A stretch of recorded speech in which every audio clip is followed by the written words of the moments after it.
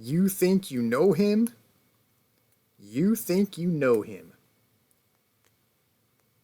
Our scouts have made contact with the Rated R superstar, Edge. Canadian. So, we've made contact. Will we someday make contract with Rated R? You'll have to stay tuned and find out. Well, this is upsetting. Vampiro is dissatisfied and wants to have a word. So, not really sure why he needs to be dissatisfied. I mean, bruh, you've had 2 matches, both were title matches, and now you're a champion. But I guess if all that was good enough for him, he wouldn't be in my office right now. So, we will have to do something for him. Okay. How will I talk my way out of this? Promise better treatment. I mean,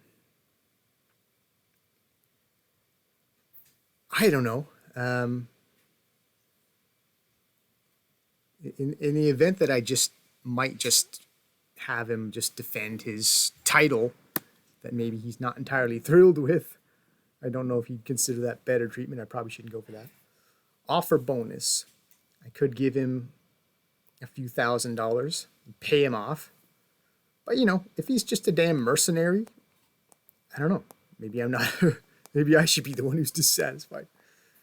So give a passionate speech. I think that's the one I'd like to try. Because I feel like I can make a case for, you know what, Vampiro? You are already, in just 2 matches, a champion. And now we go into Canada Day Spectacular version 3, where you'll have an opportunity to be a 2-belt holder. You could be a dual champion now if you can be successful on Canada Day. So find your national pride, get out there, and prove that you're one of the great Canadian wrestlers of all time. What do you say? Give a passionate speech. Your words lit a fire in Vampiro. They're raring to get back in the ring. As he should be. Okay, we'll see you out there, Vampiro. Good luck. So fittingly, in the same, sequence of finding and having talks with Edge, his old partner Christian now wants a turn in my office to ask for more pay. So, can absolutely give him a raise. Christian was a guest on a Japanese talk show. Pulled solid ratings. So we're not really trying to be big in Japan, but what the heck. We have Japanese wrestlers on this show. Oh, this is why, because of his rivalry with Shota, the Irredeemable, who is in fact Japanese. So yeah, why not? Why shouldn't a Japanese talk show want to talk to Shota's chief rival / now friend, ally, co-holders of the junior tag titles? Freshly made junior tag championship. So there we go. I don't imagine our popularity has improved in Japan. No. It'd still be, as you see, near the top of the promotion data. Probably wasn't going to change. We'll have to do quite a bit in Japan to get that moving. Which we won't be doing probably because we're aspiring to get popularity S in America. S. S is for super, perhaps. So we'll quickly pay off Christian because there's no reason to delay that. Consultation. He has a B trust. He's been at C. Took him a while to come up from C to B. So, you know, he doesn't make a heck of a lot. He only makes 1,300 some odd. So since he's got the B trust, which is like the second letter of the alphabet, I think to try to keep cultivating a good trust from him, I'll give him the level 2 salary raise, which is over $400 a month. Level 2 raise. Here you go, Christian.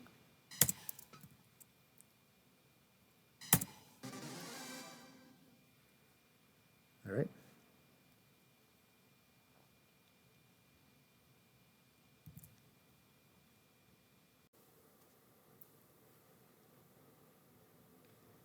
July 1st, as we bring you the Canada Day Spectacular Version 3 for the 6-Tag Championship. 24 men will vie to hoist gold on Canada Day. So, who are the teams? What are the matchups? Well, for starters, title holders at the top. Team Canada Blue, Wolf Hockfield, Kenny Omega, Big Mike. Have proven themselves worthy champions and look good heading into this event. And they'll be matched up in the first round against the least likely contender.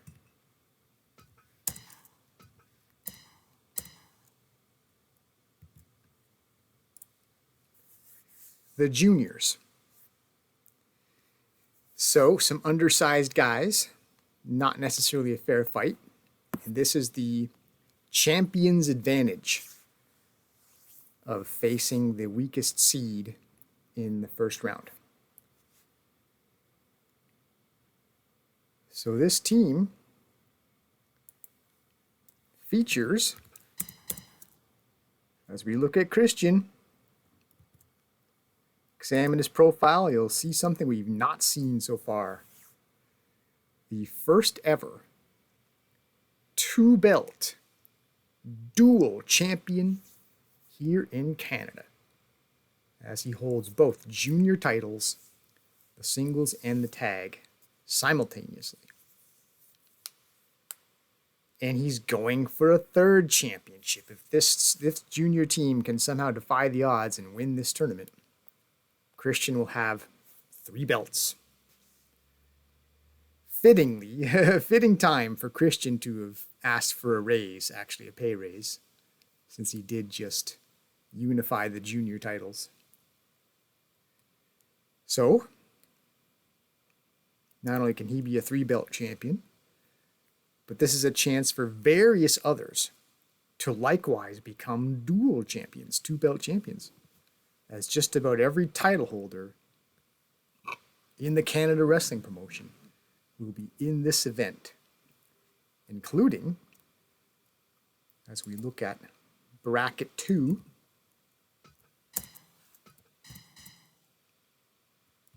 Sharpshooter Syndicate, featuring the Hitman and the Canadian Sensation, DFW's tag team champions, along with their buddy from across an ocean, Japan's Blue Hair. I believe, yeah, they've had a couple chances. They've contended for the 6-tag titles, but they've yet to win it. What better time to make the magic happen than on Canada Day?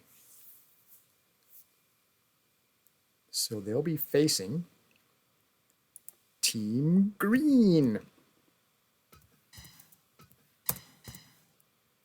Have we put these 3 together yet? I'm not even sure. I know we've had a couple tag teams, But I don't think we've put these guys together as a three-man team before. Not sure if we have, leave it in the comments because it has escaped my memory. So the Baron Charles, the missing link, the ace, Matt Gibson.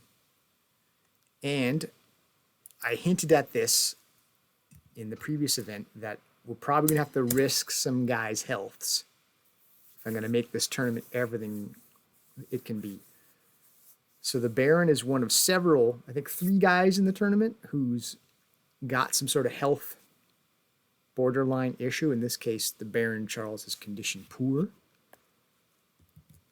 which I think is only fitting because he did get assaulted with a weapon in the previous event, in which he controversially lost Dramatic Fight Wrestling's heavyweight championship to Vampiro. Who knows, maybe they'll meet in the final of this event. It could happen.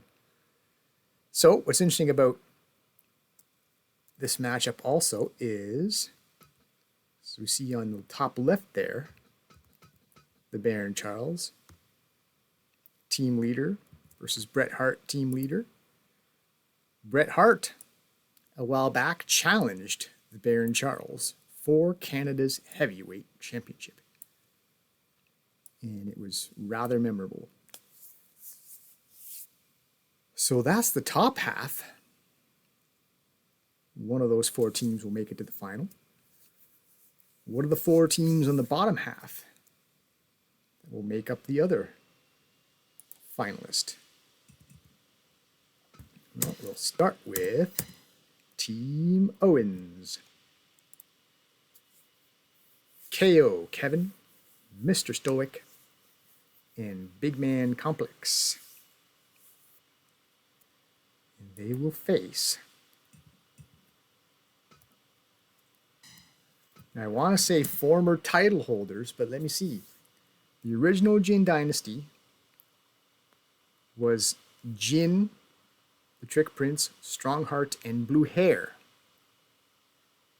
Version 2 was the Trick Prince and Team MMA Japan, Ken and the Black Dragon God. So I guess this is Jin Dynasty version 3. Because now we got a different configuration of past members. So, the Trick Prince, Strongheart, and Ken. So, when we heard of Ken, he had taken a hiatus because it was such a bitter defeat that he suffered as he tried to change his fortunes in this promotion by challenging the Trick Prince, hoping to overthrow him as being the most prominent Japan region wrestler here in this promotion. As we mentioned, Ken had he'd been champion more than once, but he was never the leader, and so his name still isn't in the record book. And he had a chance to maybe make something for himself if he could just have defeated the Trick Prince.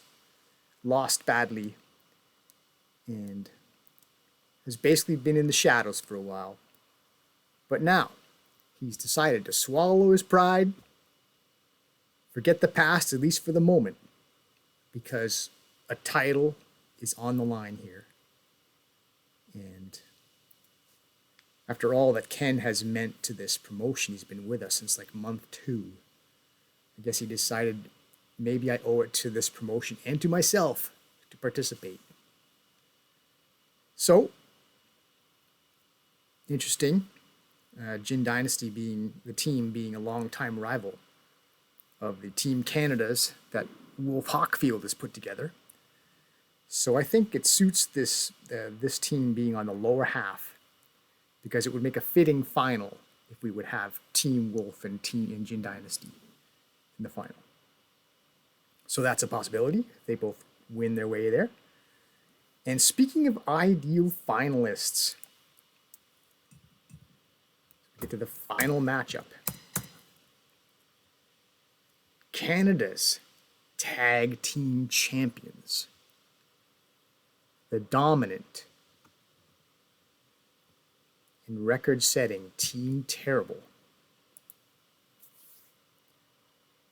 who have teamed up with Vampiro, newly minted Dramatic Fight Wrestling heavyweight champion, to form Team Weird. So there's Jason's belt. There's Vampiro's belt. Still trust D. And I'm looking at Nail in the Coffin there. I've mentioned that move where he has a sort of like a suplex rock bottom thing he does. I think I'm going to start calling that Nail in the Coffin. That might not be accurate, but that's the most impressive and devastating move Vampiro's uncorked so far. So I'm going to start calling it Nail in the Coffin. So, a very formidable team of champions already is Team Weird. Team Terrible, being seemingly unbeatable, joining forces with Vampiro, very dangerous in his own right. I think if this group were to make it to the final,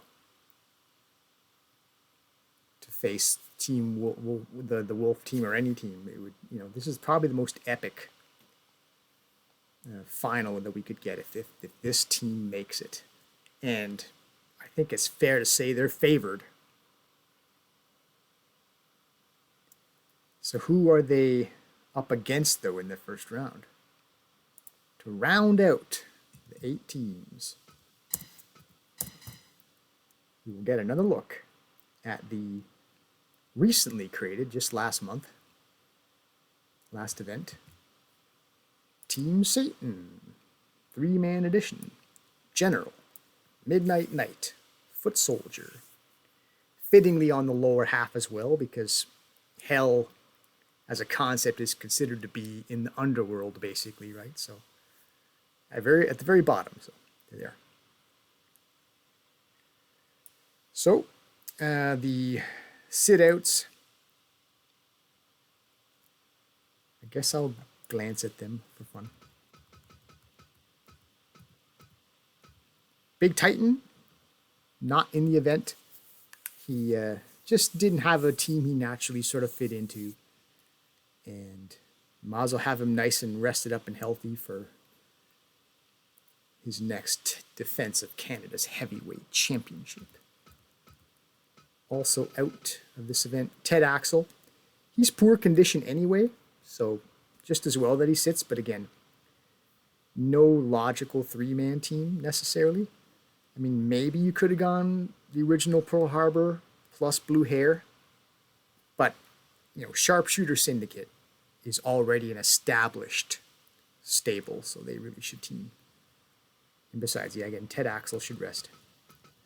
And of course, Black Dragon God, long-term health still a question mark, so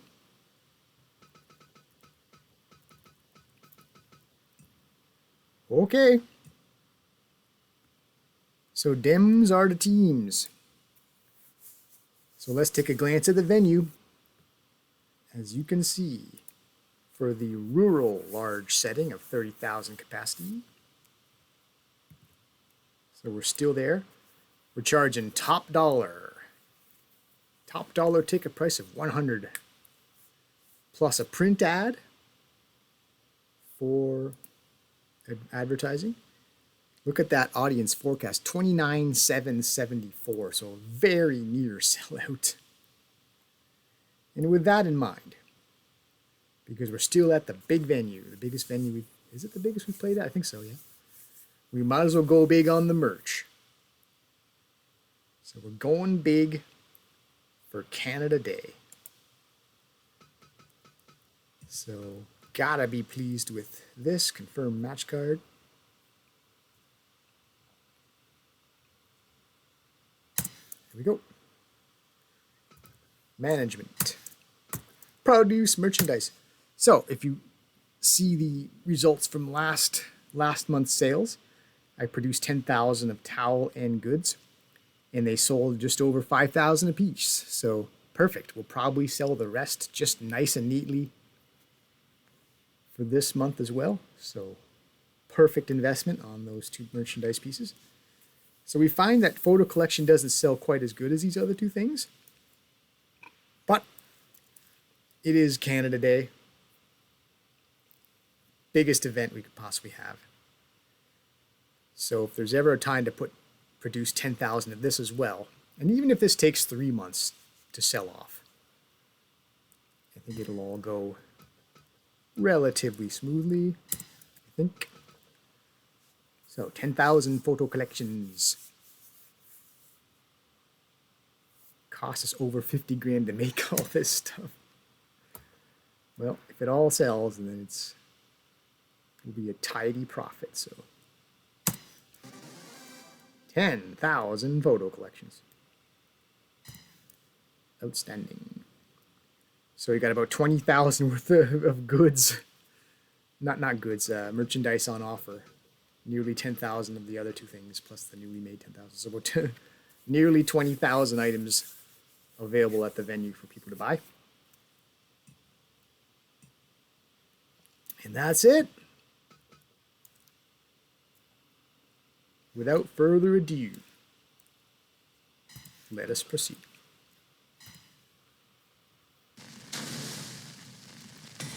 Canada Day Spectacular Version 3, the 6-tag tournament.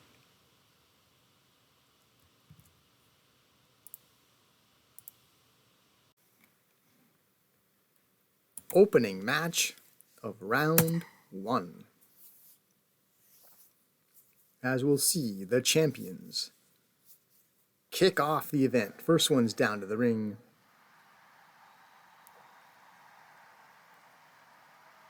Team Canada Blue, your 6-tag champions. Fireworks. Cracking crowd response. Big Mike, Kenny Omega, Wolf Hockfield,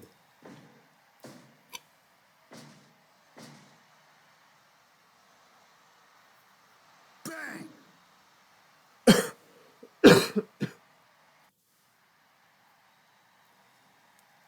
And they're up against the underdogs for this tournament, the juniors.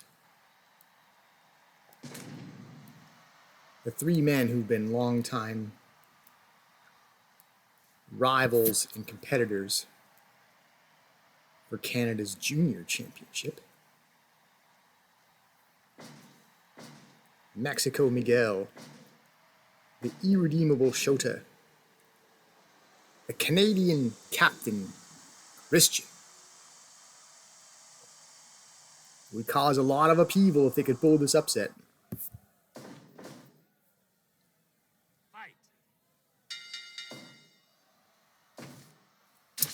Two Canadians start out the match. Christian perhaps wisely resorting to dirty tactics early. The eye poke. Get the Wolf off his game. Get him confused a bit. But then Christian entering into that realm of trying to overpower the Wolf didn't seem to go his way. And it was reversed on the vertical suplex. Vertical suplex. Backdrop slam.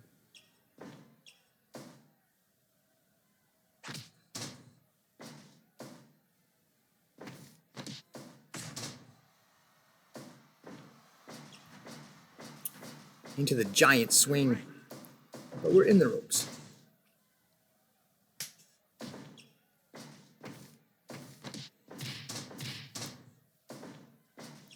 Wolf Hockfield overpowering a couple of juniors.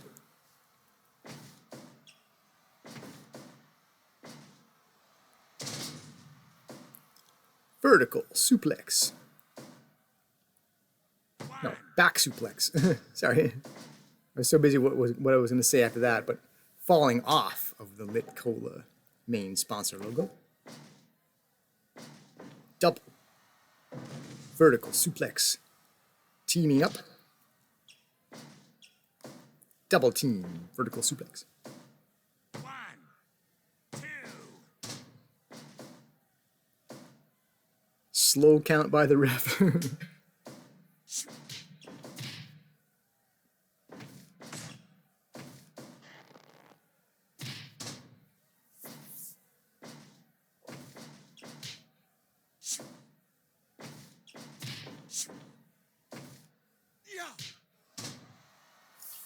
So Shota brings that big haymaking left. Could the... Oh, I was about to say unconventional tactics. There's unconventional for you. Breathing fire in the ring. More boxing. Striking by Shota. I'm going to say, maybe it's Shota's unconventional tactics might be something that he really wanted to land that right. That swinging right hand, but Omega was a bit slippery evading that. As I keep trying to say, maybe Shota's unconventional tactics could be something that the juniors could equalize with. We've already seen Shota breathe fire. He has some other outside convention maneuvers he likes to employ.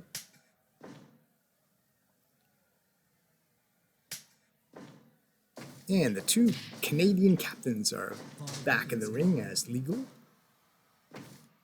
Dragon Screw Lightweight. Give up. Give up.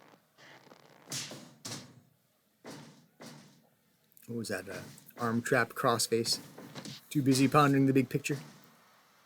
Neck breaker. Rips the smaller man with the clothesline.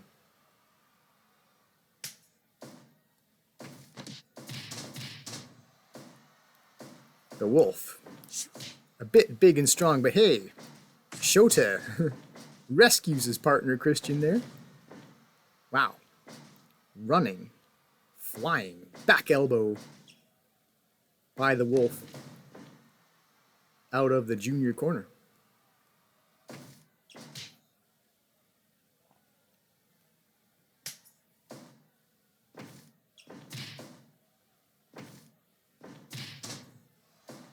And the 2-on-1 advantage. It's another one of those running, flying, back elbows. Wolf Hockfield putting that agility on display. Oh, timing move attempted there by... Oh, You can't escape. you can't escape as Shota gets pasted across the lightning bolt of the lit logo. Some sort of... oh. Rotating, sit down, power bomb. Wow, 2 and the referee's arm was on its way down again.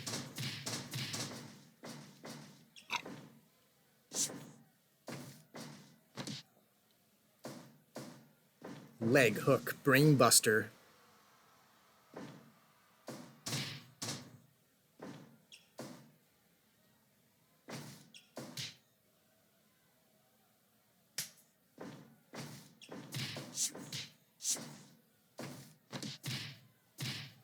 Some martial arts striking on display by Shota.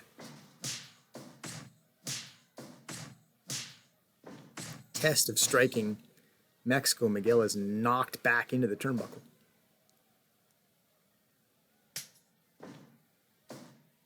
Omega tags out to his original tag team partner.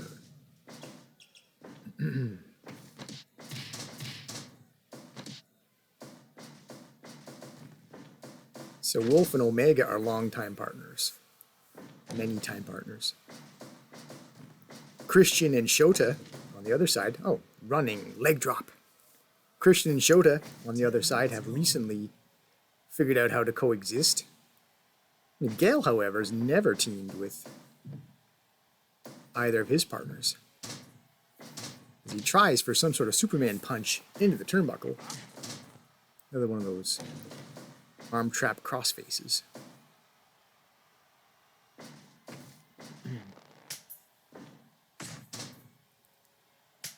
So Miguel might be a bit of a fish out of water here in this scenario. Don't think he's ever been in 6 tag and not tagged with these partners. Everyone else in this match has got some sense of commonality with somebody on their team. Give up. Shota with the knockdown, following up with the torture grind. 1, Biting. 2. This is the kind of thing that the junior team needs to try to equalize against these heavyweights. Blood has been drawn.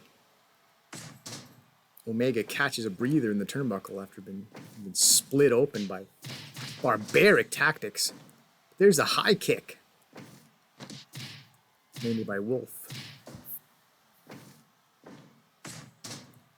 It's always a good sign when he can land that.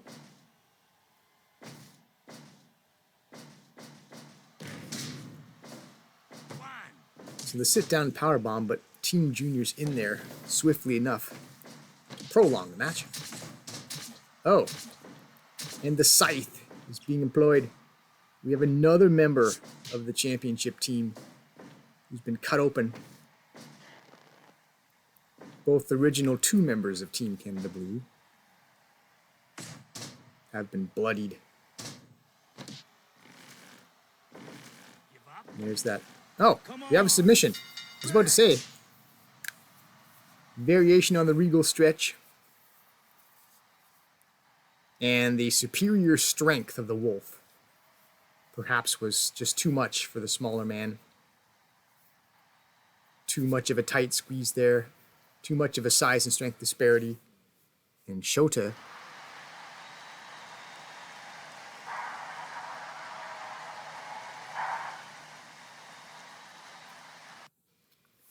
gives it up for Team Junior.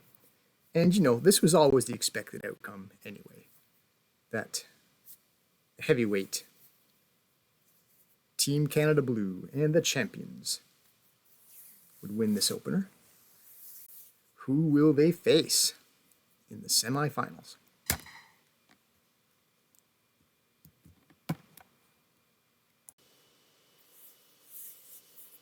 Match 2 of round 1. The winner will face the champions for the right to move on to the final of Canada Day Spectacular Version 3. As we see Sharpshooter Syndicate wrestling as a trio for the first time in a while. The Hitman and the Canadian Sensation have been in the DFW Dramatic Fight Wrestling Tag Team Championship picture. Now they're back with blue hair. Reunited, and it feels so good. And I believe for the first time, all 3 members of Team Green will go to it together. Ace Matt Gibson, the Missing Link, the Baron Charles, the leader, and he's up against Bret Hart, which I believe I mentioned in the intro. Oh, Pants, Pile Driver. Mentioned in the intro, these 2 fought for Canada's heavyweight championship one time. Bret Hart made a bid to dethrone the Baron. If you're curious about revisiting, if you haven't seen it, or if you want to revisit the match, according to my records, it was August of year 2. Was that a body slam out of the ring? And that would have been episode 20, I believe.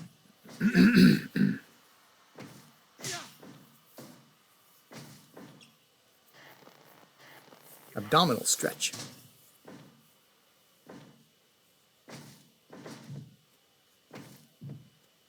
And the Baron Charles is getting bullied into the blue corner, where he might feel comfortable. He wears blue. But this is not the best part of town to be in. And he drags his opponent away from that danger zone. Danger zone. Gets tagged out. And now a bit of a reversal. Now it's the Canadian Sensation who's in a predicament. In the red corner, where maybe he feels comfortable because he wears red. I obsess a little too much about colors, I suspect. Speaking of colors, blue hair. Can't escape it. Lands a forearm before getting out of the way of that shoot attempt by the missing link. Body slam out of the ring.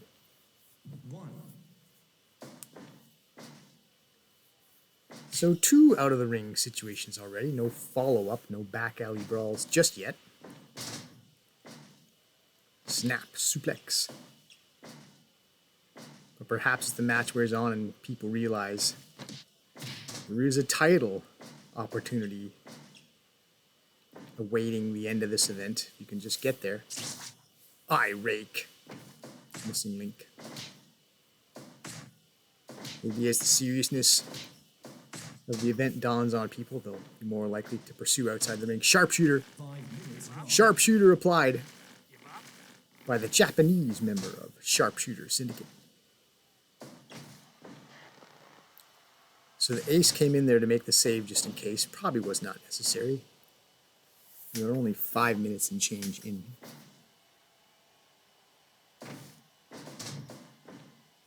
Four men now, fighting at the same time. 2 pairs battling it out.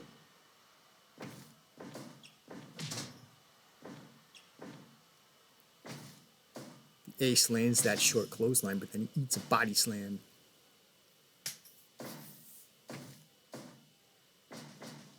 Team up on the vertical suplex out of the ring.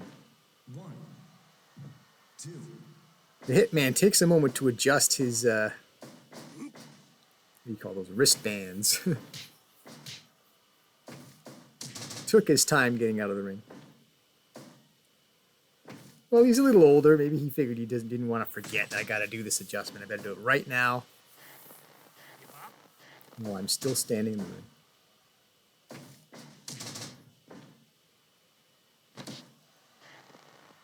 All right. Interesting stretch submission attempt there. I don't know what you call that.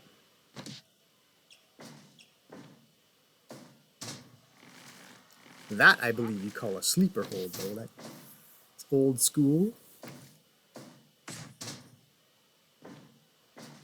Rid of that sharpshooter again. I think Blue Hair is just happy as heck to be back with his stable buddies. And he's in the spirit of it. Second sharpshooter applied. Dragon screw leg whip across the lit of the Lit Cola logo. Oh. 3D, right? The assisted diamond cutter in 6-tag action.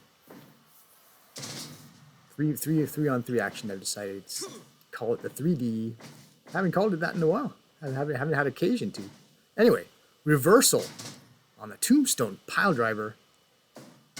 And the Baron follows up low with the headbutt. And he gets hurled out of the ring. Oh, all 3 members of Sharpshooter Syndicate are going out there after the Baron Charles. 3-on-1.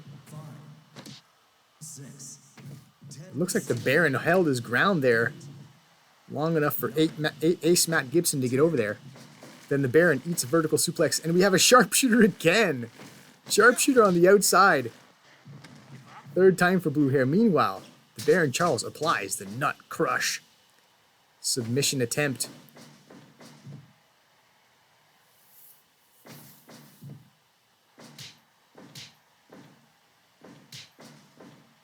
Uh-oh.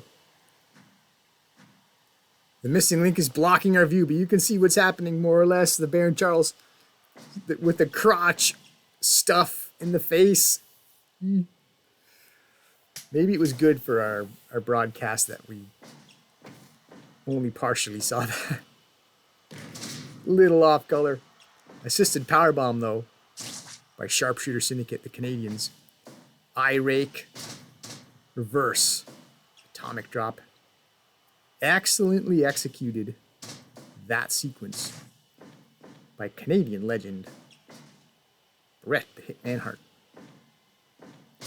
Back to that reverse atomic drop. but was probably never going to get a finish there on the Team Green side of the ring. Jawbreaker. Wow, that's what is that? The third reverse atomic drop applied by Hitman. He must have decided that the missing link is vulnerable to that move somehow. It's working. Wow. Leaves his feet on the vertical suplex out of the ring, and again, Sharpshooter Syndicate is pursuing out there on the floor. Did I kind of call it earlier? I was going to say, maybe as the match wears on, we'll start to see some follow-ups on these out of the ring. Meanwhile, all 6 men. Chaos, hard to follow. Who's doing what to who? As the action devolved into an absolute brawl. Team up, vertical suplex out of the ring again. Someone's been bloody. There's blood on the mat. Now the missing link has to contend with a 2-on-1 situation. Meanwhile, Team Green has got the Sensation in a 2-on-1 predicament in the ring. Blue Hair sent the long way into the guard wall. Missing link is sent in after him. Meanwhile, the Canadian Sensation sails off the turnbuckle. Amidst that confusion, he does not land anything. Well, he lands face first on the mat. And I believe it is a Sensation that is bloodied, as he left some blood behind as he splatted belly flop style on the mat. Press slam. Missing link executes on the Blue Hair. One of those knee drape backbreaker submission attempts. We've seen that more than once too. Might be the third time for that move, different guys. Oh! Not only does the Baron Charles have the strength to muscle out of that predicament, he follows up with another low blow.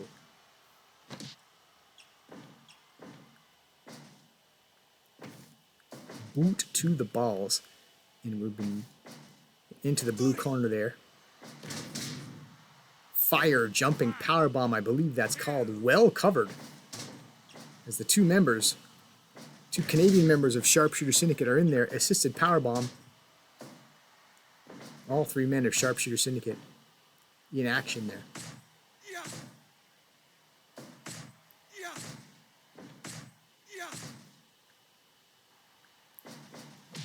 So we've seen quite a bit of Canadian blood in just these first 2 matches. We saw Wolf and Omega both bloodied in the first contest. Now we have the Canadian Sensation. Juiced. Mr. Wonderful Style piledriver. Made famous by the great Paul Orndorff. Kids, if you have not seen Paul Orndorff, you might YouTube him. Anyway, eye rake by the Baron Charles, buying him time to get a fresh man in there. But Ace, Matt Gibson, eats the sidewalk slam. Oh! More underhanded, off-color tactics, and again, it's partially obscured, but you see it pretty clearly. The pants dropped. The sitting on the face. Yeah. Forgive me if I don't have the best comfort level calling that.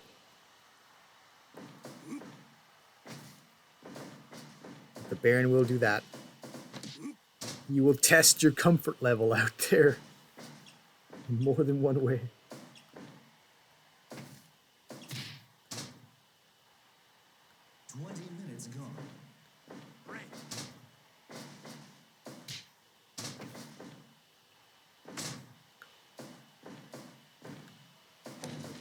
Wow. Rolling leg drop there. Moonsault. So we're getting combination. Team up. Top rope action. Sharpshooter Syndicate. It's working well as a team. Fire jumping powerbomb, I believe that's called again, by Blue Hair. Deep in the Canadian, the Sharpshooter Syndicate corner, where it could be well covered. The Baron came in there trying to make the save, but to no avail.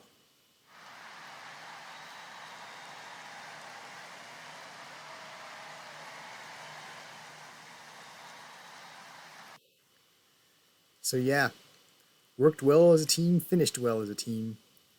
Pinning combination, partners in to prevent any interruption. And it was deep in the sharpshooter corner anyway. It was going to be a long road to try to break that up. And we have 3 on the fire jumping power bomb. So good time had by Blue Hair especially. We saw he just uncorked the sharpshooter every chance he got, and then gets the finish as well. So we'll have a battle of Canadian captains at least. It won't be an all-Canadian matchup because Blue Hair is Japanese. But in the semifinal, we will see Team Canada Blue against Canada-led Sharpshooter Syndicate.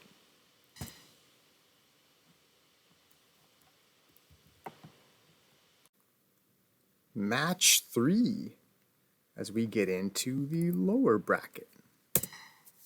The lower half. Lower brackets. To piece together another semi-final. Team Owens.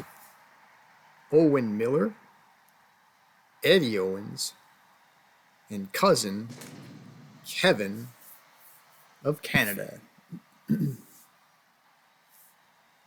Yet to be 6 tag champions. What better time to achieve this for KO Kevin than on Canada Day? And to do it in spectacular fashion at the Canada Day Spectacular version 3. Ken, fresh off a hiatus, leads Jin Dynasty out. Strongheart and the Trick Prince. All 3 of these men have been 6 tag champions, just not as this specific trio. There's been different combinations of Jin Dynasty. But that being said, Ken and Strongheart are familiar with each other. They actually tagged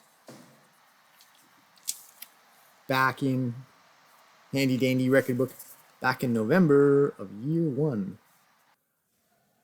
Oh, actually no, maybe not.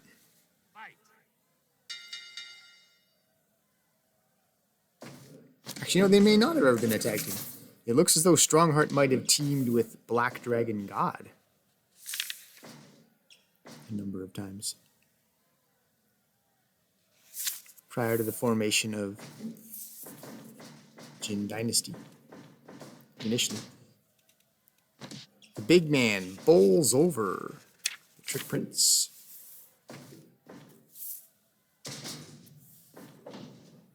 Body slam.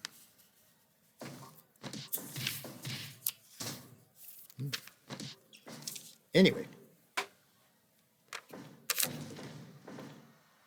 Probably Ken and Strongheart are acquainted.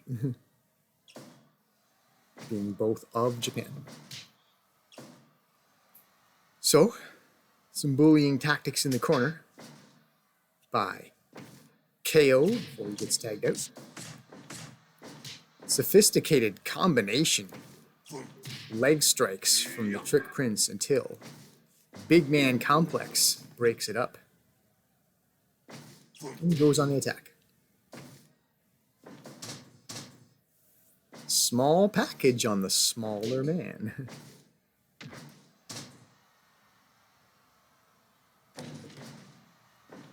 Drops an elbow.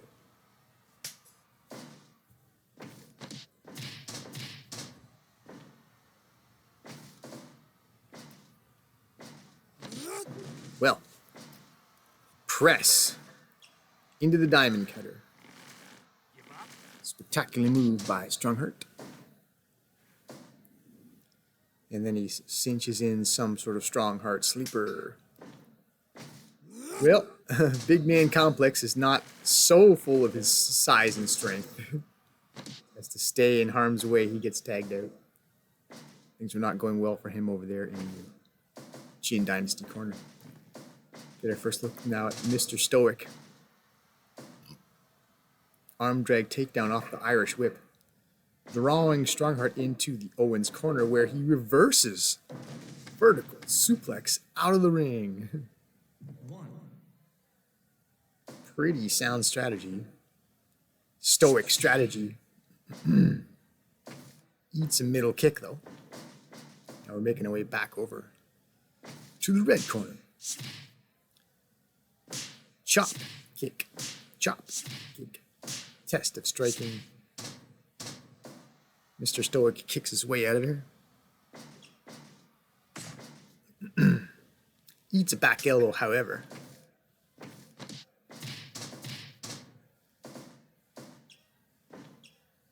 Booting his way out of trouble. Tagged out to cousin Kevin Owens. Look at that counter kick. You wouldn't think that Eddie Owens would get the better of Ken in martial arts striking. Oh, and Ken was going to take his block off there with like a Jean-Claude Van Damme style jumping, spinning sidekick.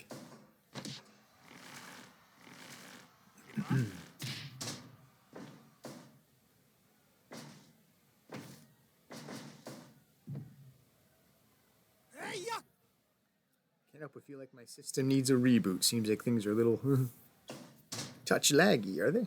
Am I imagining things?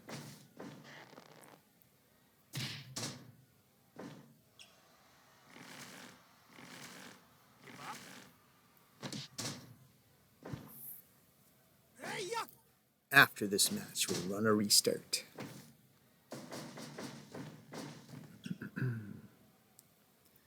As you get to hear about my technical difficulties. We'll look behind the curtain.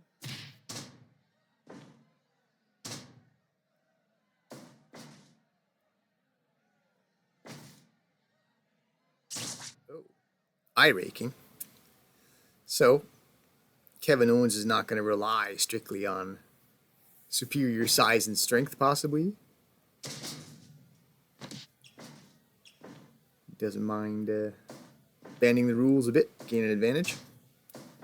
Body slam. Arrogant cover. Though he does have a decent amount of weight to press down.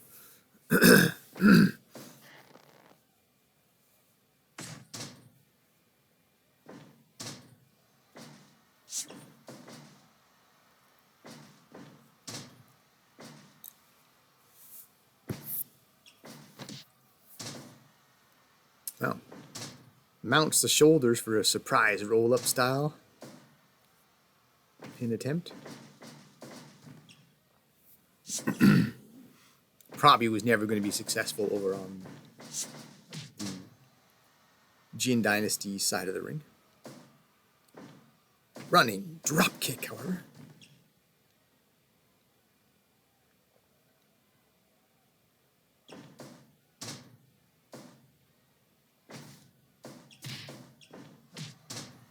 Well, combination kicking, spinning and kicking. It's been a pretty decent display of striking by Mr. Stoic. Stoic striking. Wow, rotating brainbuster into a Stoic sleeper submission attempt. Trick Prince is in there to save.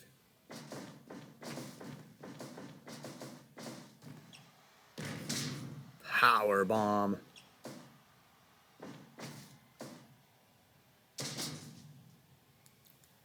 Body slam in return, buying Strongheart a chance to tag out to his leader. And Eddie will do the same. 10 minutes go. The two team leaders are in there legal now, although we still have 4 men in the ring. 2-on-2 brawl going on, Fireman Scary. Guys are strewn about the blue corner.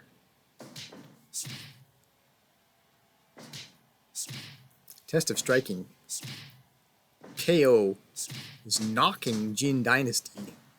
Jin Dynasty's Trick Prince across the Lit Cola logo. Basically walk the entire diagonal width.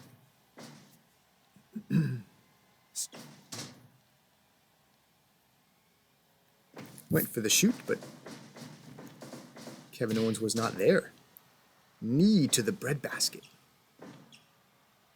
It's a bit of an old school move, too. I don't know if you see that in today's wrestling.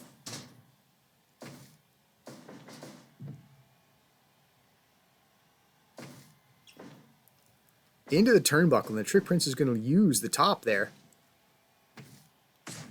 Oh, might have been going for some sort of suplex, but he eats the rolling back splash after the Trick Prince is knocked backward onto the ring. Irish whip again, running knee this time to the midsection. What's better, midsection or breadbasket? I don't even know where breadbasket comes from. I guess because it's your stomach and food goes in there. If you know the origin of breadbasket, referring to the stomach area, leave it in the comments. Not that it's important. I'm not even sure if it's even a wrestling term.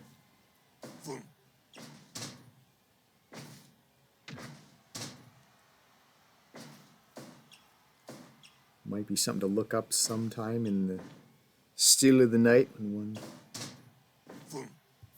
is up way too late watching YouTube videos such as this one.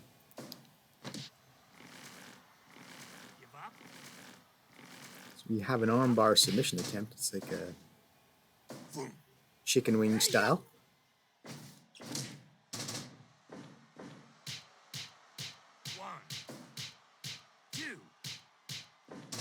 Well, Mr. Stoic wasn't just going to stand by and allow his Owens teammate to get wailed on like that, but he wasn't able to really effect the breakup. And now we got all three Owens in the ring.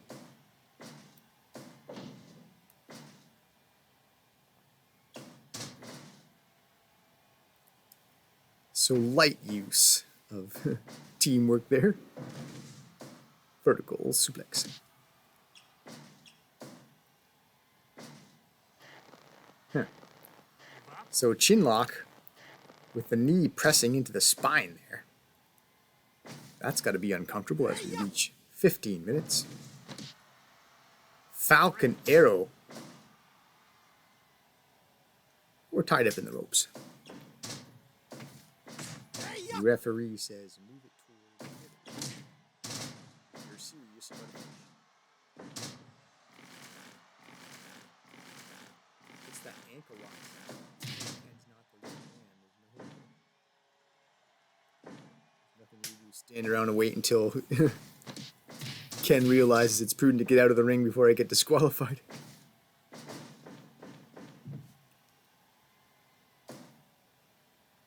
Huh. Trick Prince going after the opposing captain, attacks him on the apron, maybe ill-advised as Kevin drapes the Trick Prince over the top rope. Falling fist to the G-groin there by Mr. Stoic. Backbreaker. Oh, he'll go for a sleeper. Stoic sleeper hold. Strongheart in there to effect the breakup. Tie the man up in the type of bow and arrow. Wear down before he exits the ring, being not legal. Get out of there, Strongheart. Another backbreaker. And he'll go for a cover right then and there. 1, 2.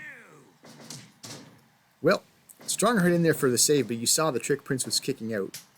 Maybe that's why Team Owens didn't bother trying to protect that pin attempt. They figured, well, it's a bit early. It's a bit early to get a finish here.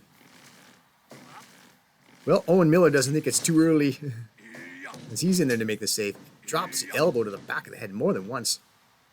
So possible 3-on-1 action here. Well, all three Owens were in the ring at the same time at least. And KO wasn't going to stand idly by while his cousin got submission attempted. Another 2 count. Looks like Team Owens might be working their way toward a... Well, we have a less than ideal finish on that match. Ken has been disqualified for repeating an earlier foul he was warned about. Closed fist strikes to a downed opponent. The earlier instance of the foul was at 13:47. Not always enforced, as you've probably seen, but at the referee's judgment, a DQ can be issued. Would seem that he decided not going to stand for repeated rule breaking on Canada Day of all days, especially when the foul committed against a Canada-led team.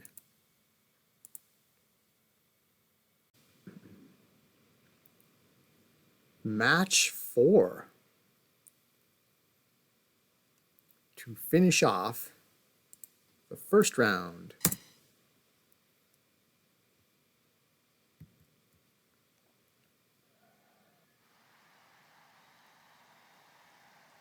Vampiro precedes Team Terrible. First 6-tag action for any of these competitors. Vampiro has recently joined. Team Terrible's been around from day one. They've never been in 6-tag action. And they're seemingly unbeatable as a duo. Can the same end up true in the trio? If they can overcome this team here, Team Satan, Foot Soldier, Midnight Knight, and the General, the leader. If Team Terrible and Vampiro can overcome this, we will have an all-Canadian-led semi-final round. Well, Satan's General goes at it the right way to get things started, I think. Dig down low early and try and get the bear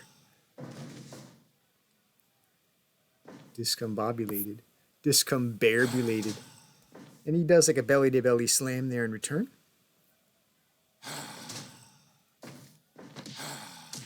For that bear shoot takedown.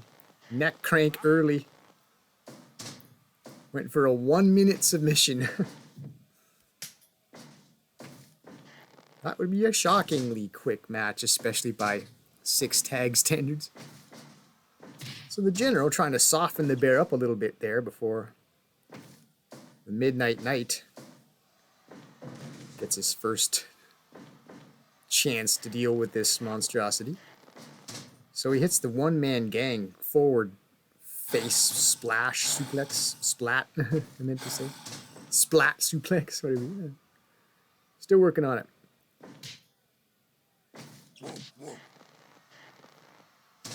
One-man gang slam is probably the easiest way. If you don't know who one-man gang is, look it up.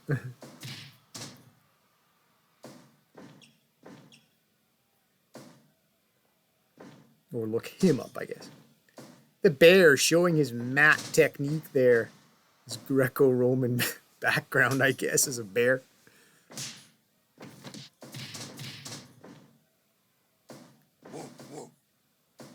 Football charge. Chicago Bears football charge by Terrible Ted, who tags at the blue corner, which is probably, it's not a corner that the wrestling bear has spent a lot of time at.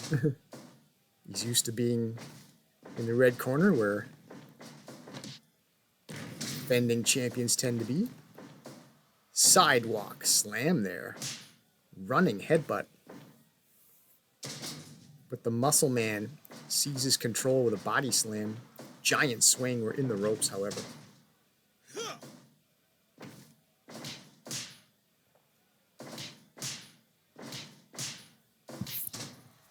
Trading strikes.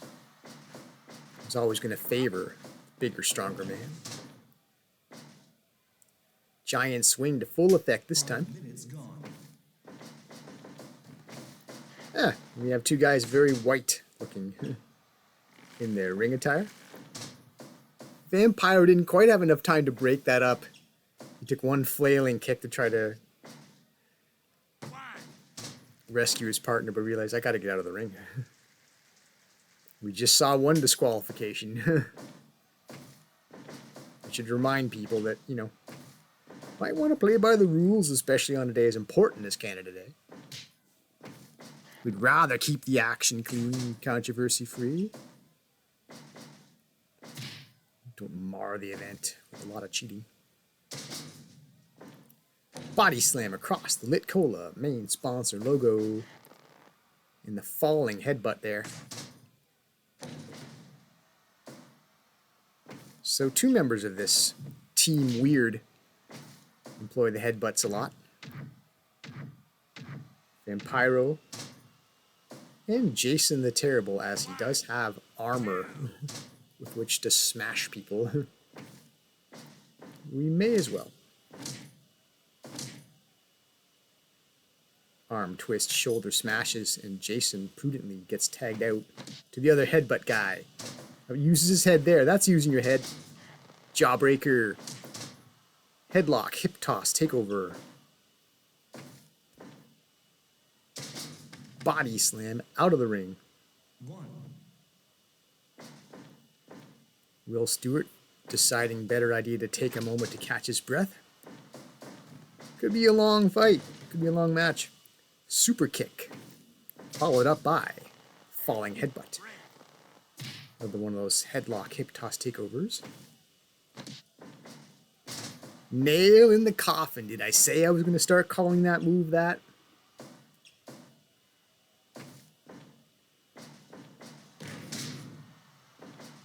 Sit down powerbomb. And now all 3 members of Team Satan in there to work over Vampiro in an outnumber situation. Eye poke into the face paint. Oh, I don't know if that clothesline was meant for the Midnight Night, but Warren Watson did eat that.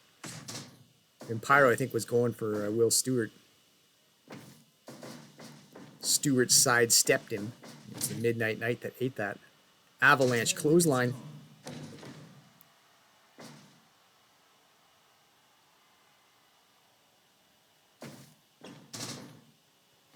Arm drag, takedown. Into the Boston Crab. Submission attempt. Yeah, kind of seen them side by side. DDT onto the armor-protected head of Jason the Terrible. He's probably okay. Vertical suplex. Every time Jason the Terrible and Will Stewart, the Foot Soldier, are nearby each other, I want those two to be a tag team. Don't know if there's any in-story basis for it, though. Double. Clothesline. Floors the Midnight Night. Huh. The Midnight Night went high with the clothesline. The Bear went low with the shoot. And both men missed. 12 minutes. Never too early for the Bear to secure the submission. So the Midnight Night, they're feeling some of the power of the Bear. The sheer strength. Surprise roll-up. Such a mat technician is the Wrestling Bear. I mean, he's not, to be fair, he's not the brawling bear. He's the Wrestling Bear. He's the real wrestler, people. Not just a wild animal turned loose in the ring. And he nimbly avoided that clothesline from the Midnight Night by executing the bear mare on the General. Counter from the underside. The General applying the armbar. Another surprise roll-up, but help is very much on the way.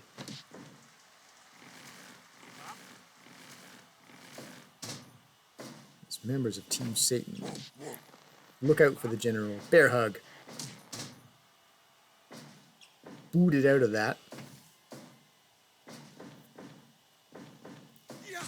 Reversal on the vertical suplex, but there's the General in there to break that up.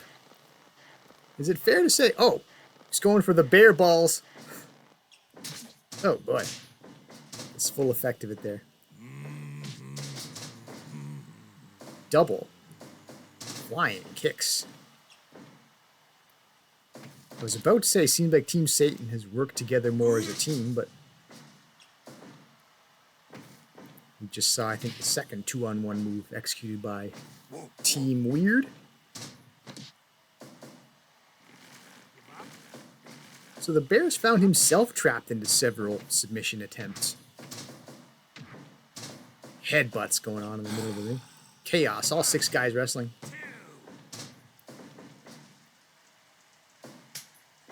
Team Terrible was outright invading the satanic corner there. All 3 men. For Team Weird. In there, but only briefly. Double arm. Sit down. Powerbomb. Jason is in there to cover the pin attempt. Assisted powerbomb. Nail in the coffin. You might not have seen it. There was a bear in the way, but I was looking for it.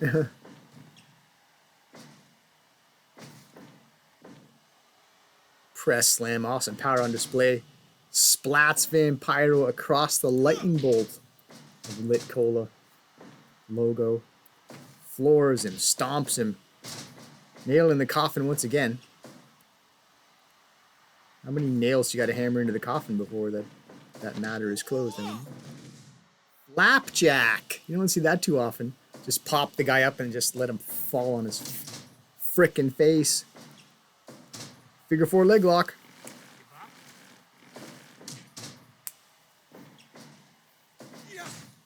Save was made by Jason the Terrible, however. All 6 men. It's a complete brawl out there.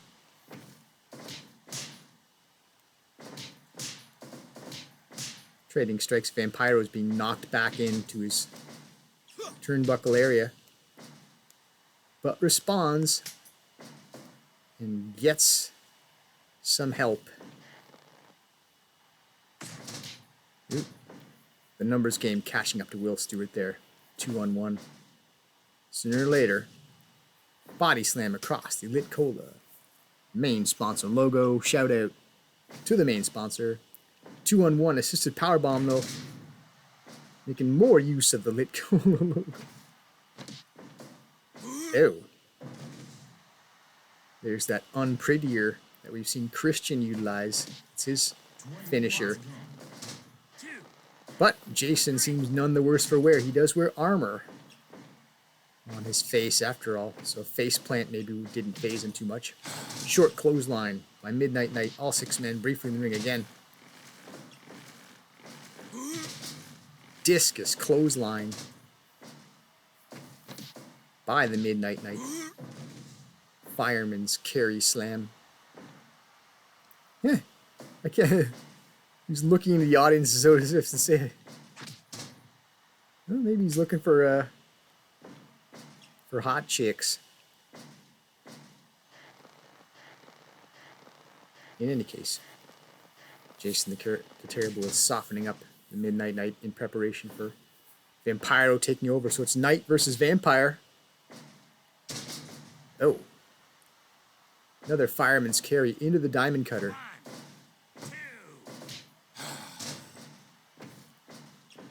Team Terrible in there in force to break that up. Quick a flying headbutt using the hockey mask. Some other power move I missed because he can't focus on everything. Something cool probably happened. Hung upside down. Tree of Woe. Tree of Woe on the turnbuckle. If you know that Conan the Barbarian reference. Ball squeeze submission attempt, but we're in the ropes. Vampiro's ass might have been up against the ropes.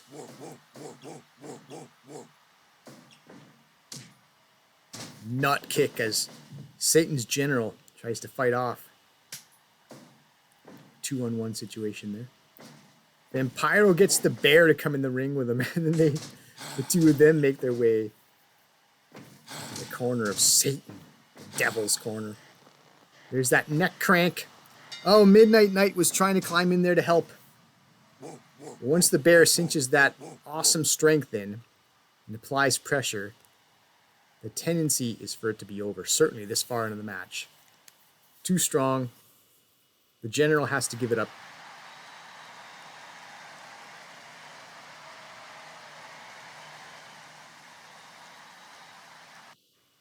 So we shall have a semifinal led entirely by Canadian captains anyway.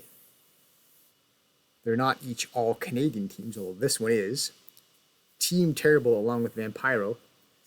They vanquished Team Satan. And so yeah, you follow those red lines. Team Canada Blue, all Canadian, versus Team Sharpshooter, Canadian led. And then it'll be also Canadian led. Team Owens against Team Weird, an all Canadian team. We could get a final between all Canadian teams. But we have 2 semifinal matches with which to sort that out. First of 2 semifinals to determine who will show down for Canada's 6-tag championship. Big Mike emerges, followed by Kenny Omega, Wolf Hockfield. The crowd goes wild for their local Canadian heroes, the champions.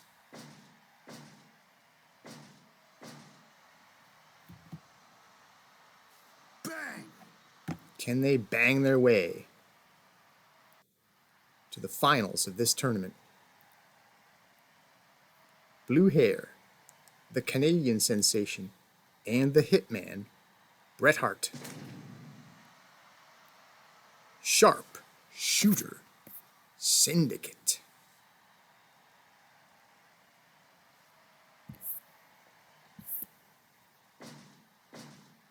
The remaining 3 teams in the semifinals, none of which have been 6-tag champions as a team, although the Canadian sensation, you remember, was part of the original configuration of Team Canada,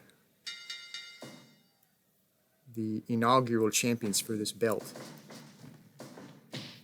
And Blue Hair was a member of the original Jin Dynasty, who became the second title holders. So 2 members of Sharpshooter have been 6-tag champions. They've just yet to hoist the gold as Sharpshooter Syndicate. Pretty devastating back suplex there by Wolf Hockfield, and we're now stretching across the Lit Cola main sponsor logo with the armbar. The Wolf booting his way through Bret and Blue Hair, all bees. European uppercut.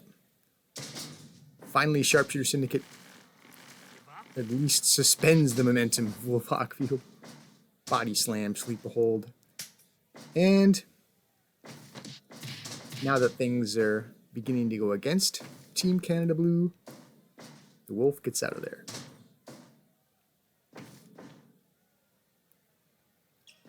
Now we're deep in the blue corner. Omega overpowering and drop toe hold, knee lift. Big Mike is jarred a bit there on the apron from the Irish whip. Was that a diamond cutter? Eye rake. Snap. Suplex. Goes for the shoot, does Blue Hair, but Omega sidesteps. We'll get our first look at the Canadian sensation. These 2 men, as they lock up, were both members of the original 6-tag champions. Merely called Team Canada back then, led by Wolf Hockfield.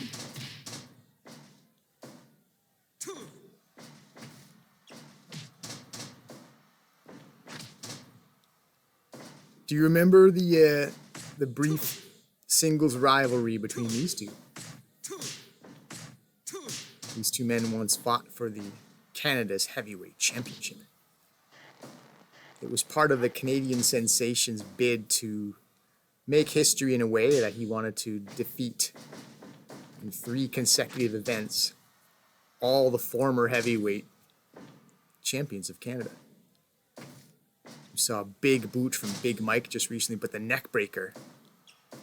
And Big Mike was the 3rd man on the list for the Canadian Sensation to make that history, but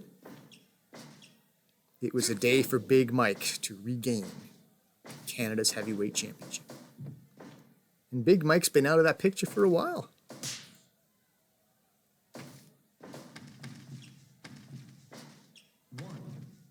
Out of the ring, the Hitman casts Big Mike and then rams him into the apron out there.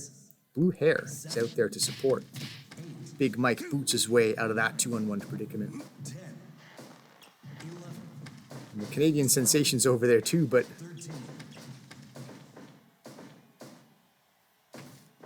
I was so busy watching the big picture. Did I by chance miss a sharpshooter? Was there a submission hold attempt there by Bret Hart on the floor? I'll have to rewatch the footage. Assisted powerbomb by the 2 big men for Team Canada Blue. Bit of miscommunication there as Big Mike went for the rolling backsplash off the top rope, but his partner Wolf had engaged the opponent, and then that was a mishap. Vertical suplex. Wow. Looks like Wolf went for the backdrop there off the Irish Whip, but the Canadian Sensation slid under. Agility on display there. Elbow death drop.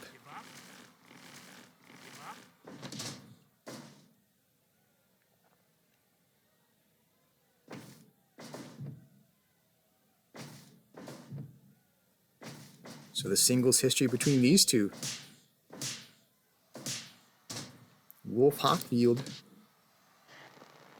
is the man that the Canadian Sensation dethroned to become Canada's heavyweight champion. Wolf had won the singles tournament, the original Canada Day Spectacular. Anyway, team up, vertical suplex.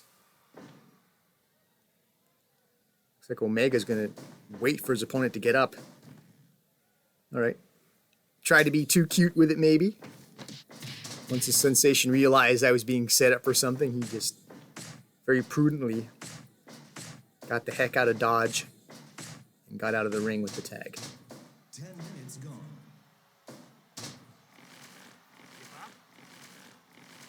Sleeper hold, wear down.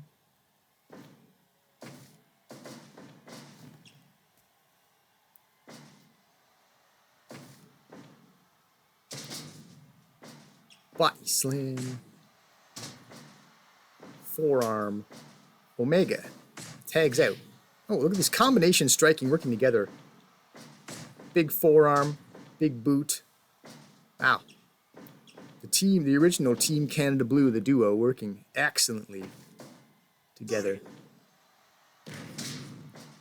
The Blue Hair in desperation escapes that predicament with a brain buster. Now he's going to be on the receiving end of a vertical suplex style maneuver out of the ring, and then Wolf takes his turn spilling out on the double team from the 2 Canadian members of Sharpshooter Syndicate. And now they'll gang up on the Wolf outside the ring. 6, 7, Fighting in the alley, Wolf's in trouble out there. Kicks his way out of trouble.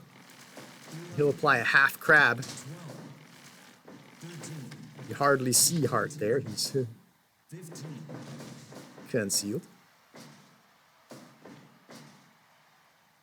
Meanwhile, Wolf opts against taking advantage of the reeling Blue Hair to get tagged out. Swinging neckbreaker, chop choppity chop. We got 4 men in there fighting. 2 pairs of action.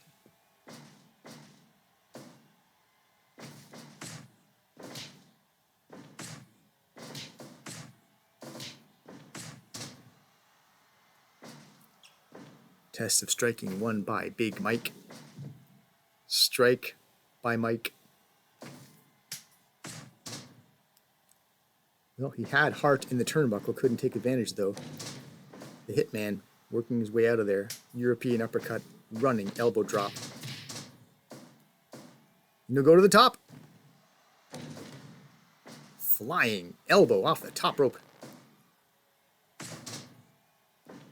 Perhaps an homage to his old rival, the Heartbreak Kid, Shawn Michaels. Swinging neck breaker.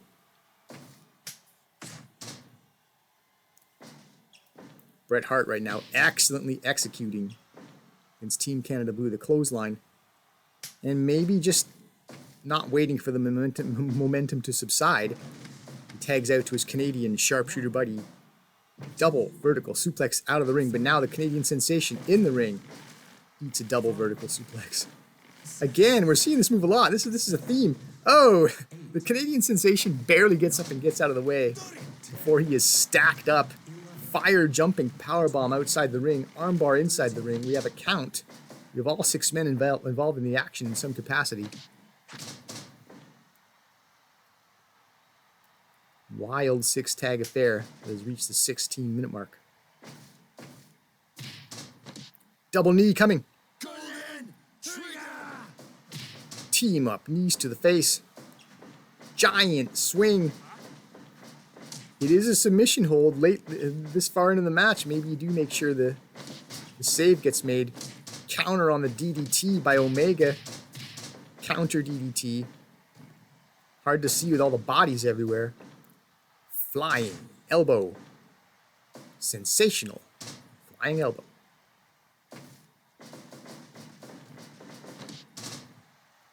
Flying clothesline. We're seeing some duplication in the Sensation's moves. I think he's perhaps a longtime fan of Bret Hart. He's that running clothesline is a Hart move. Goes back to the Heart Attack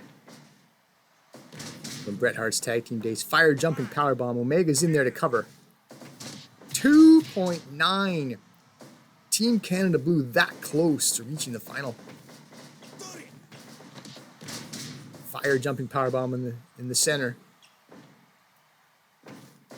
Away from the main action. Swinging neck breaker. It looked like the Canadian sensation was trying to tag, but he was run down by the two original members of Team Canada Blue. Pinfall attempt, but wow, we have very close to a 3 count there. It looked like Sharpshooter Syndicate was going to botch the save. All 6 men in the ring, by the way. Big Mike booting his way through opponents. Things are gradually settling down, though. Palm strike to the back of the head. Sensational palm strike. Now we're going to see a Phoenix Plex. It was broken up somehow. Amidst all that chaos and disarray, it's hard to tell what exactly did happen. Swinging neck breaker. Super kick. Snap suplex. From snap suplex to back suplex. Falling fist. Kenny Omega says, let me get the heck out of here. Settle things down on our end. They're not looking great. So a sit-down powerbomb, good idea, but just tied in the ropes. There's that double knee again. Giant swing. It's a submission hold. I don't know if we've ever seen a finish with it. Big Mike gets involved in the double knees. Fire jumping powerbomb. 2.9 again. They had, and the partners of the sharpshooter partners had to vacate the ring because they were the illegal men. Oh my goodness! Vertical suplex into a variation on the pile driver variation. Blue Hair is lucky to be alive, much less still in this match. 3D applied.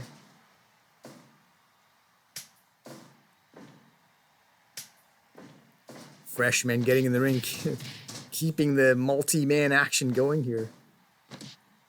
Another 3D, this time executed by Sharpshooter Syndicate. The Canadian Sensations indicating that this is over.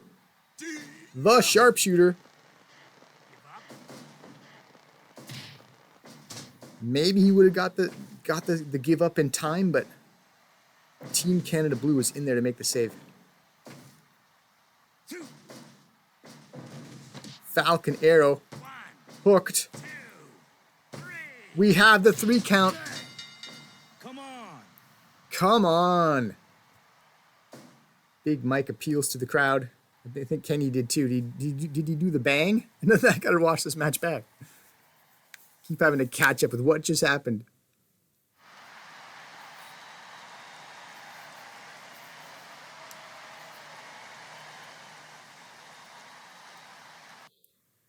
So didn't we just see the Falcon Arrow? Was it last event? Big Mike got the victory with the Falcon Arrow. In any case, another wild 6-tag affair. And the champions, the defending champions for this event, Team Canada Blue, shall advance to the final, where they will officially defend their title for real in the conclusion of this tournament.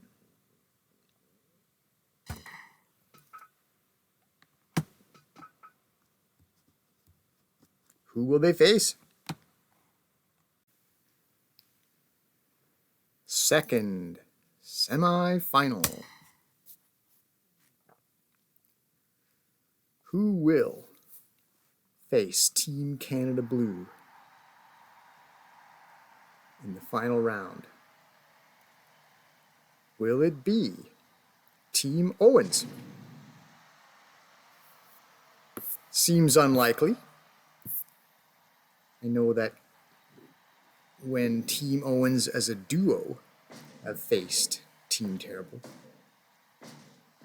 have not fared well. Little bit of a different dynamic here. It's 3-on-3, but when you consider that the Owens team is adding a junior and Team Terrible is adding Vampiro, Dramatic Fight Wrestling's heavyweight champion. See, it seems like it's even more of a mismatch. Is this more of a mismatch than our opening between the champions and the juniors? This is Team Terrible after all. The most dominant duo in the history of this promotion. And yeah, they've added a vampire to help. Standing guillotine. You notice Terrible Ted doesn't mind trying to set records. He knows how strong he is. That would have been an 18-second finish on that front face lock choke. And now he's playing with his food in the corner there. Be a big meal though. You see the bear mare just now? As Kevin Owens decides here, big man complex. If you really think you're that big, try the bear on for size.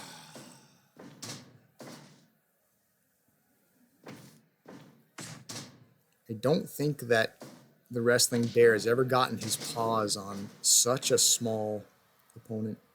2 minutes, didn't take long for Owen Miller to say, let me just not do this. Mr. Stoic, give it a shot. Oh, clubbing blow. Big man clubbing blow landed by Type B. While it was safe to do so, and he was about to exit the ring and escape the bear's clutches. Wow. How about that for a counter into a pinning combination? Perhaps Mr. Stoic should keep that in his back pocket for later. Maybe somehow Team Owens can steal this. Double clothesline, though, as the bear and the vampire work together. Huh. Might not want to do that, Vampiro. We've seen someone get disqualified this event. Using that. Foul. Jin Dynasty's hopes of something spectacular here on Canada Day went up in smoke through rule breaking.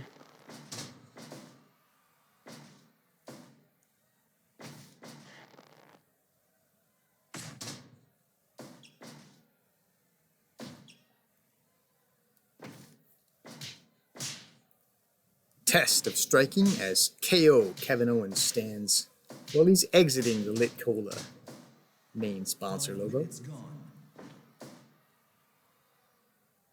And now he'll exit the ring. Almost though he's afraid of Owen Miller. Vampiro also tags.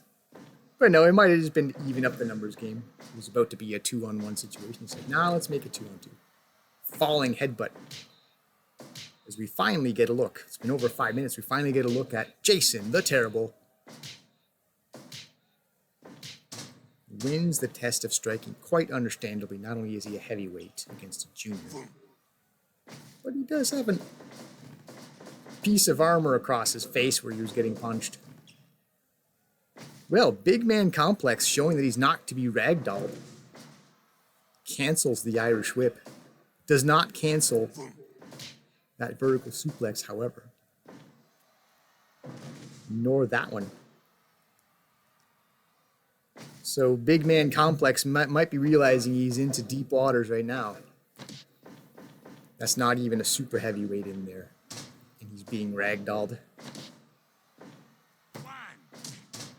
Just rubbed the eyeballs across the top rope there as well. But Team Owens teaming up on the vertical suplex, trying to change the fortunes here.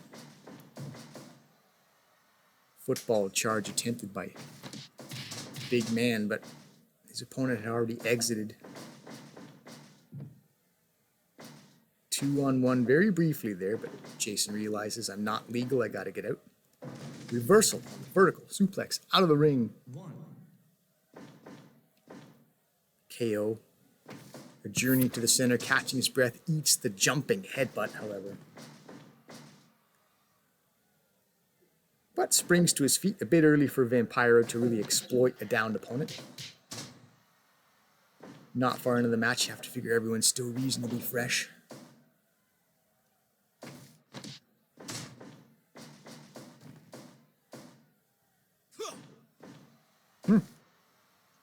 Vampiro tried the Van Damme style kick. Misses but settles for the forward pile driver. Very good power move, followed up by the nail in the coffin. With KO fighting back there. Gets the vertical suplex and then kicks the bear off. Probably going to see a guillotine or a neck crank there by the bear. Kevin Owens, big strong guy in his own right. I mean, by human standards, he may not be big and strong compared to the bear. There's size and strength for you. Reversal. And vertical suplex out of the ring. Taking some time to do some bear growling.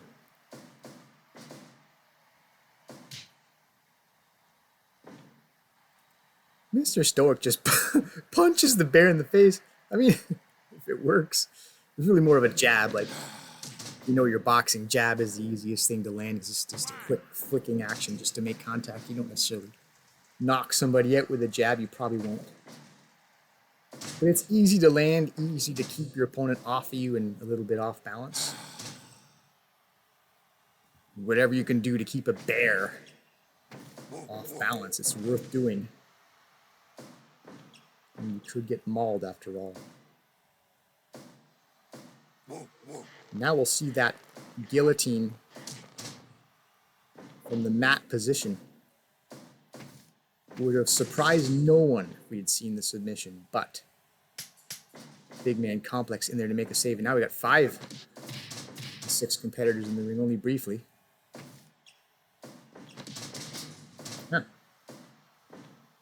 Hard to follow action. There was a back suplex there and a surprise roll up. Roll up. Vertical suplex into the red corner, the red side of the ring. Toward the red corner. Chin lock. Submission attempt applied. Big body slam on a big man across the lit cola. Across the T specifically. I just hiccup. That's a bad sign. I'm trying to call some action here. Don't hiccup. Now bullying tactics in the corner. Series of shots to the face, although Jason seems to be all right. Just calmly walks over, makes the tag, teams with Vampiro on the double clothesline. Flying from the top rope for the headbutt, but oh!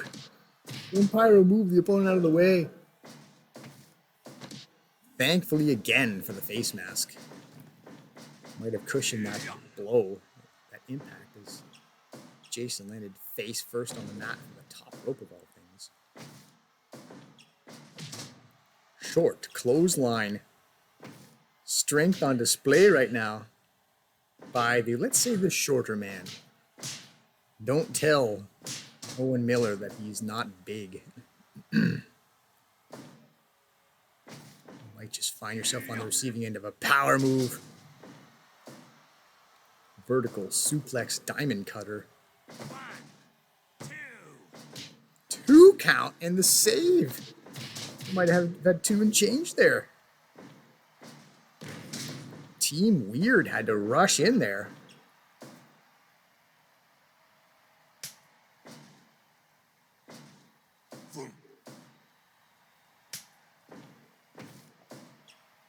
Or was it the 2 members of Team Terrible specifically? Team Weird in the that's the 3-man team.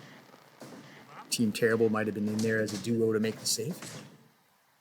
Pays to be accurate. Assisted powerbomb. Team Owens tries to make some hay there in the center of the ring. Bear to belly slam. Barry to belly slam. Barry to belly slam. That's what. Kevin Owens desperately escaping that ground situation. You know the submission could come at any time. There it is, neck crank. The neck crank. Team Owens is trying in there to make the save. Type B gets a boot in there. B is for boot. Big man complex. Realizes he couldn't make the save, but he gets a shot in against the bear. For good measure.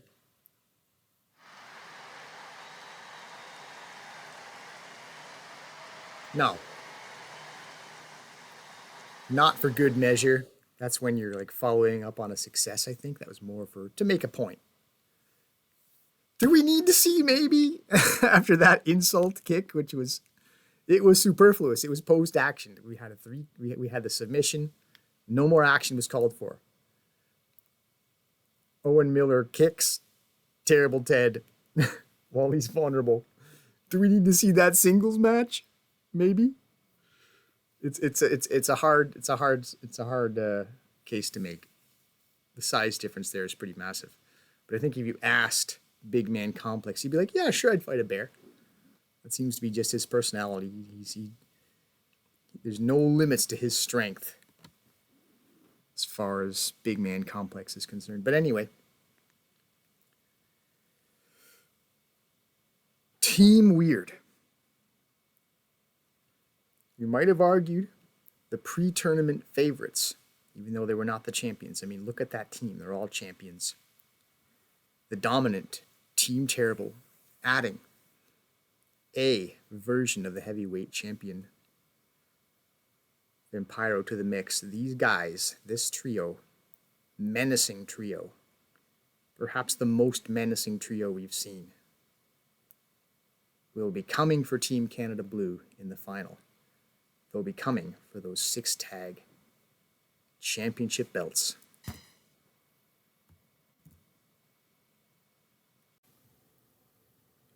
We have reached the final of the Canada Day Spectacular Version 3 6-tag championship.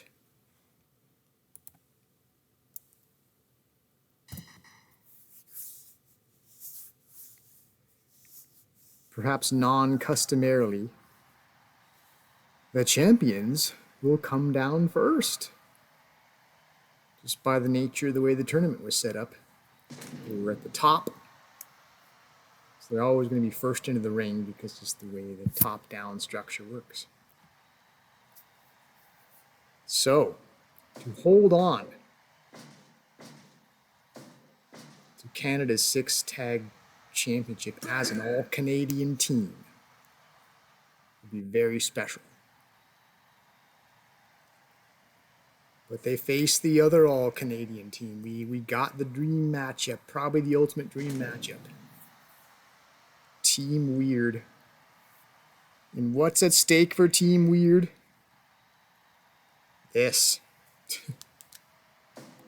Let's make sure we get a good look at it. We've already seen this once. Christian became a 2-belt champion.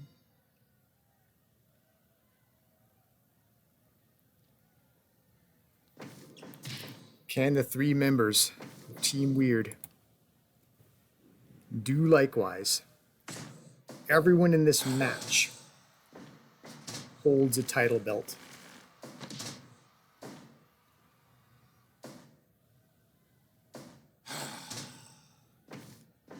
If Team Terrible and Vampiro can win this, they'll walk out with 2 belts apiece. We just saw Wolf Hockfield run a shoulder into the bear ineffectually.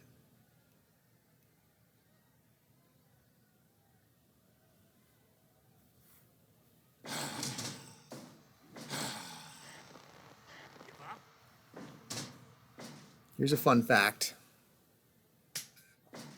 Wolf Hockfield and Terrible Ted were the first 2 competitors to ever lock up in the ring in the Canada Wrestling promotion. The debut match, the first match of Event 1, was Team Terrible against Team Canada Blue, Wolf and Omega. The Bear and the Wolf began that match.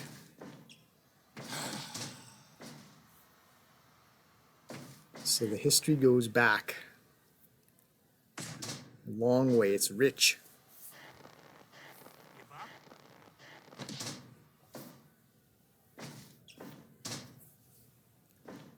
Hip toss, headlock, takeover. One Team Terrible member tags out to the other. Eye rake attempt there by Omega against Jason. Probably didn't do much. Double clothesline though. Team up clothesline by Team Terrible probably did accomplish something.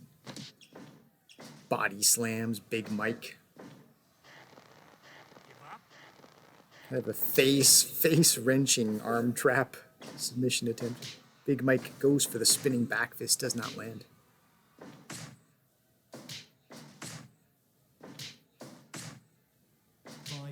Gone.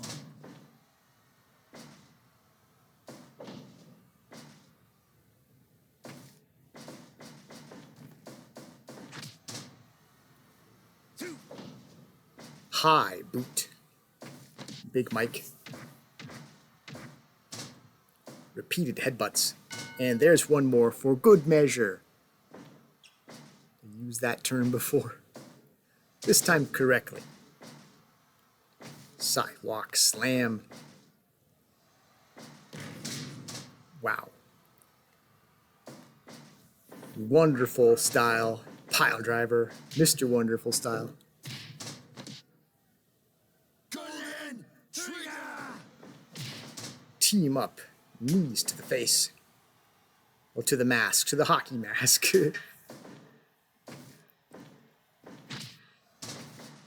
The 2 white members of Team Weird teaming up there for the clothesline.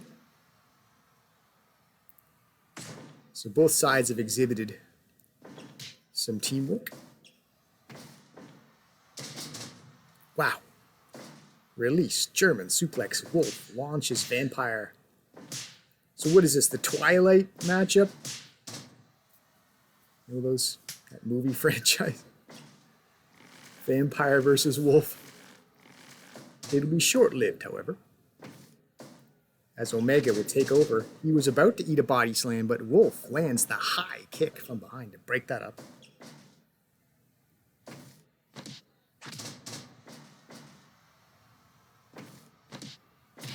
And Pyro no-sells that kick. Leg drop to the back of the head.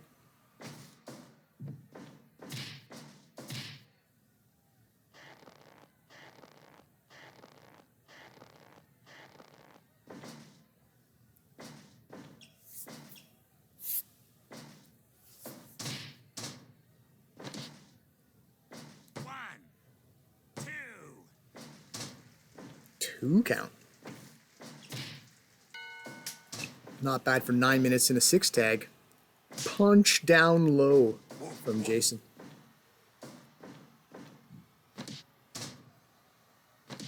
And Pyro escapes trouble there. And the Bear is hauling Omega further into the blue corner. I don't know what he's thinking. Went for the Chicago Bears football charge. 10 minutes gone. But Omega escapes.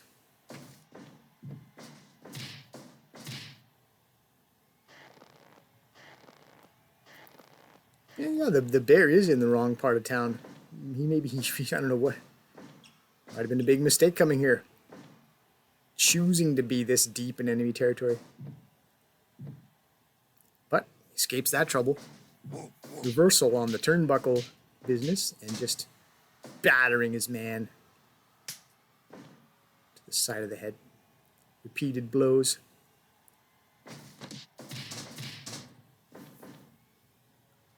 Beating his way out of trouble is the Bear.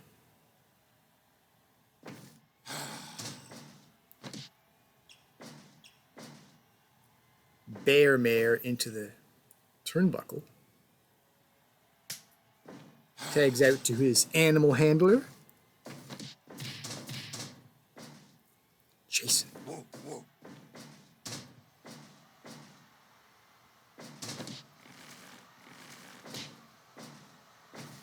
So Jason rescues his Bear there from trouble.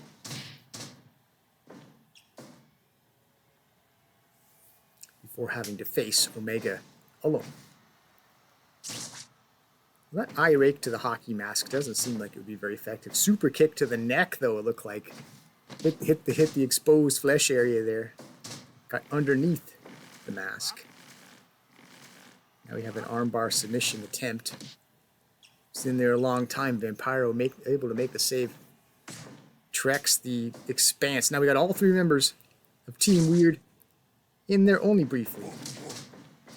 Football charge. Knocks the Wolf down. Wolf flailing away with those high kicks. But now he's in the Bear hug. Don't know if there could be a more fitting submission for Terrible Ted to employ. The two big men, Team Canada Blue. See if they can get something done against the Bear. Yes, they will. Their combined strength overpowering Terrible Ted.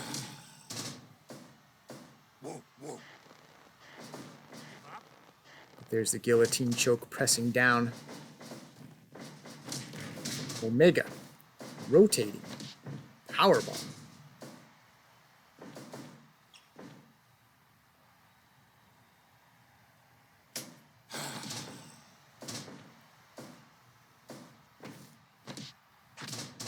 Come on. Huh. Big Mike is feeling it. Trying to get the Canadian crowd behind Team Canada Blue. And you know, even though these are all Canadians in this ring, I think Team Terrible and Vampiro are probably more likely to be considered villains.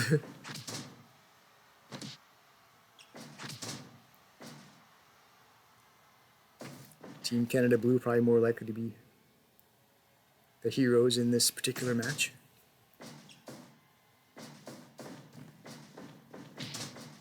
So Omega doing a lot of work. We saw a series of knees before. Good work, that is. Went for a clothesline, tried to follow up. Terrible Ted, maybe a little bit out of sorts here. Now he's breathing heavy. He's had his share of challenges in this match. Golden Trigger! Boom, though, with the double knee, the team-up knee. Oh, that might get momentum back in. Oh. Where's the referee on a warning there? It's a foreign object. Oh, well. Wonderful pile driver again. But I guess if Jason's going to be allowed to wear that mask, probably for medical reasons. That's probably why he gets to wear it. Press power slam by Big Mike. Awesome strength on display. You know, in the spirit of guys like Greg the Hammer Valentine, Cowboy Bob Orton, who wore questionable items into the ring as their attire, which were based on, you know, oh, my shin is hurt, I gotta wear a protective thing. Oh, my forearm's hurt, I gotta wear a protective thing. Same thing, Jason the Terrible. He's got something to do with his face. He's gotta wear that mask for medical reasons. It's not for foreign object or cheating purposes. It's not. Reverse Frankensteiner.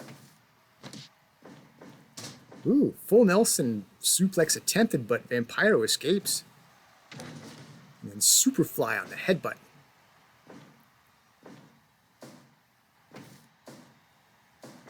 Double arm. Double arm pile driver, I believe that would be called, I think. Shooting Star 2.9. That close to Team Canada Blue retaining. On this biggest stage that these titles have been defended on. Canada Day Spectacular Version 3. And fly again, another Superfly headbutt. Leg drop to the back of the head. But Omega escapes. Jumping headbutt.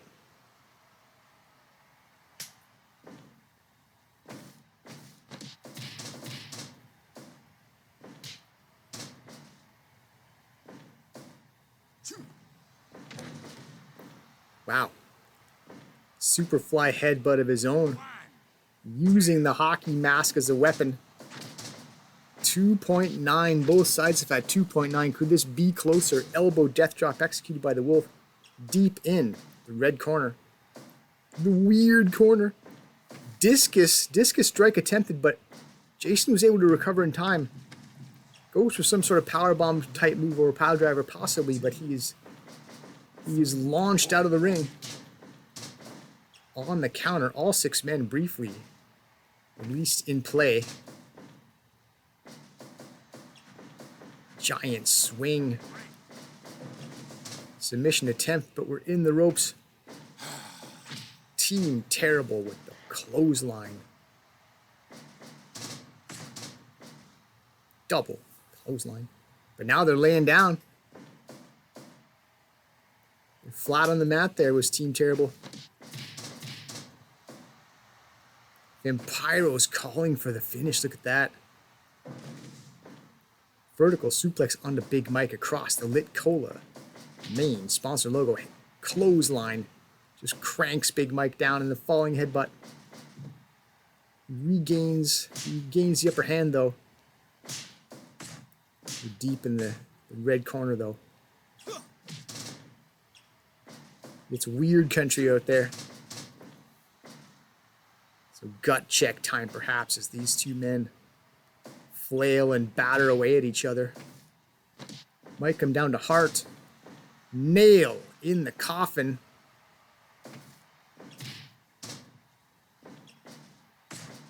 Oof. Back elbow to the face paint.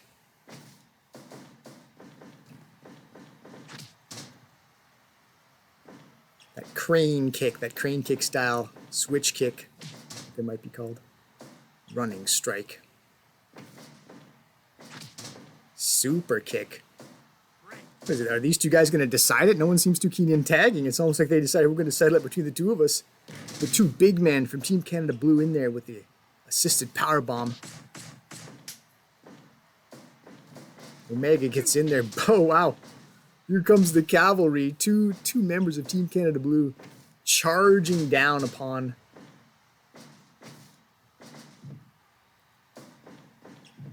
Vampiro. Looked like Vampiro tried some sort of sneaky roll-up pinning attempt against Big Mike, but Mike, not Big Mike, Wolf Hockfield, but Wolf wasn't legal man.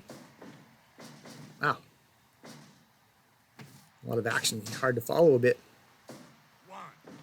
Omega was attempting some sort of turnbuckle move, but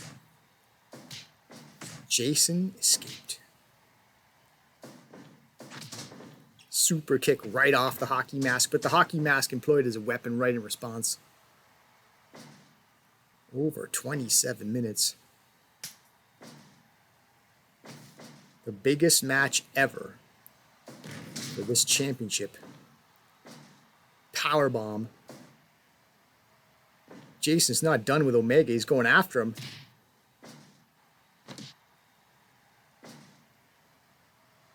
Wow, vertical suplex off of the apron onto the floor. Heard that sickening crunch of the landing. Super kick in the ring, but looked like full Nelson slam out of the ring. A couple of 2-on-1 fights going on. Hard to know what to look at here.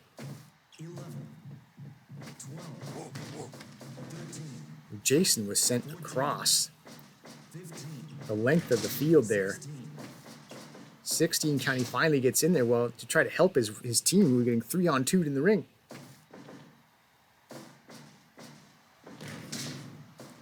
Power bomb in the ropes, though.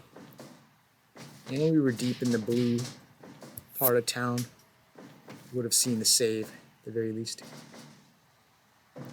Double vertical suplex out of the ring.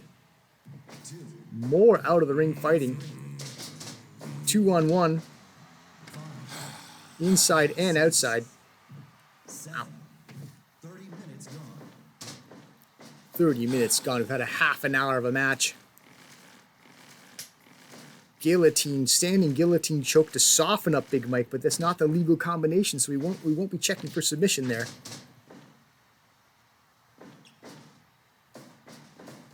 Big Mike will take advantage of the stunned Vampiro clothesline, knocks him senseless again.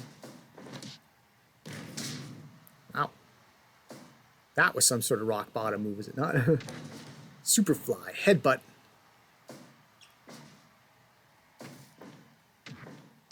Jumping headbutt. Big Mike, though, gets right back up, running, clothesline. Wow.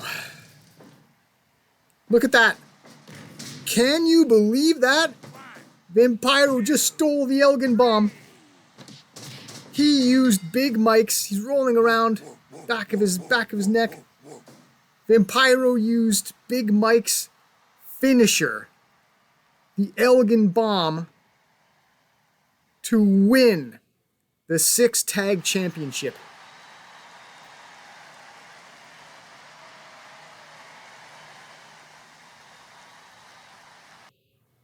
Wow, didn't I say earlier on, the Nostradamus that I am, didn't it seem like Big Mike and Vampiro were trying to settle it themselves for a while? There was just the two of them going at it, back and forth, just the two of them. It's like they were trying to settle it between the two of them.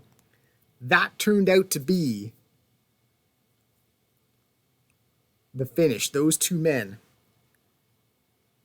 in rather dramatic fashion, Vampiro cinches in that rotating power bomb that Big Mike is so well known for. He won Canada's heavyweight championship originally with that move. Now Vampiro solidifies his dual championship, as does Team Terrible. Like I said, we saw Christian do it. We now have 3 more 2-belt double champions. Wow. Pretty unbelievable. Spectacular finish. And what does this mean? Now, I can't help but ponder the big picture. I'm always looking ahead, wondering what does this mean?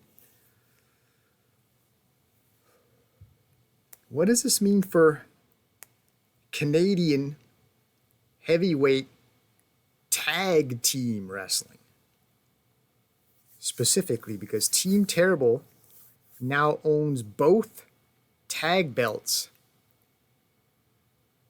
for the Canadian heavyweight class, right? I was saying recently that Team Terrible is looking for new opponents for the two-man tag. Maybe that could be put on hiatus because we have a new complexion now. New 6 tag champions. Huh. Where do we go from here? That's a big question. What belts will Team Terrible defend? Which belt, by extension, in consequence, which belt will Vampiro defend? He's now a singles champion and a tag, not a singles champion. He's now yes, he's a singles champion, yes. DFW heavyweight champion. And he's now the 6 tag champion. So what belt is he going to defend? Huh. Well, I could ponder and think out loud for a while, or we could move on to making it official. So for 3 consecutive years, all 3 Canada Days, we have seen, I believe, a new champion crowned in the final, dethroning the current one. Each time the champions made it to the final, all 3 tournaments, each Canada Day, only to lose, and we see a new champion, tournament winners on Canada Day, and we, on this occasion, have new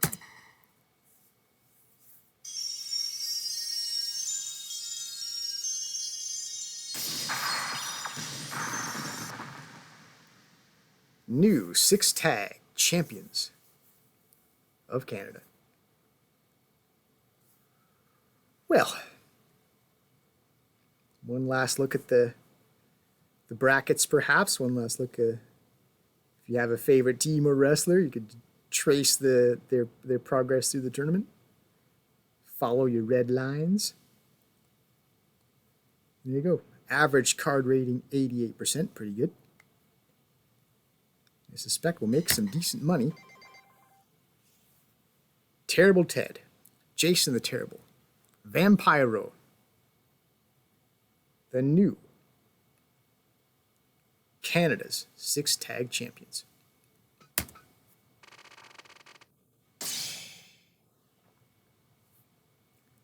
Great success, I would have to say so.